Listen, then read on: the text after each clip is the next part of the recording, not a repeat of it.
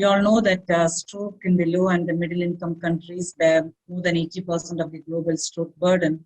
And if you look at the world, most of us are in this area where maximum burden is there. And compared to the developed countries, the stroke occurs about 10 years younger in patients in the developing countries, and this happens in their most productive phase of their lives when they are significantly disabled.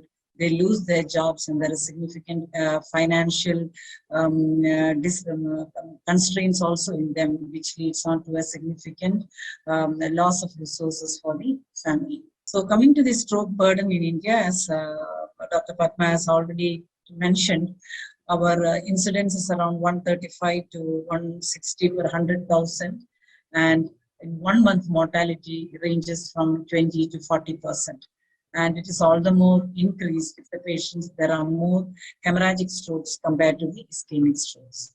And even in rural India, the mortality is very high, and this is from the Gadchiroli from India. As you can see that 40% of the deaths are caused by strokes, so suggesting that the mortality is very significant both in the rural and in the urban areas.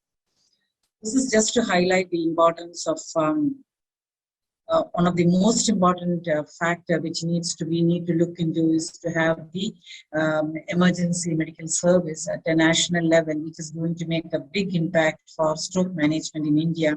That is very much lacking. All the emergency services available are to private and corporate setups, and we don't have a uniform EMS system. And this is from a study which we did from our Sree Chitra Institute, AIMS, CMC Ludhiana, PGI, and NISAMS, where we found that of the 2,000 patients, only 1.8% of the patients were brought by paramedics. We know that unless the patient comes by paramedics, you are unlikely to have the patients come on time, and they do not know where to go. And most of these patients land up in hospitals which are not stroke ready. And 52% came with private transportation.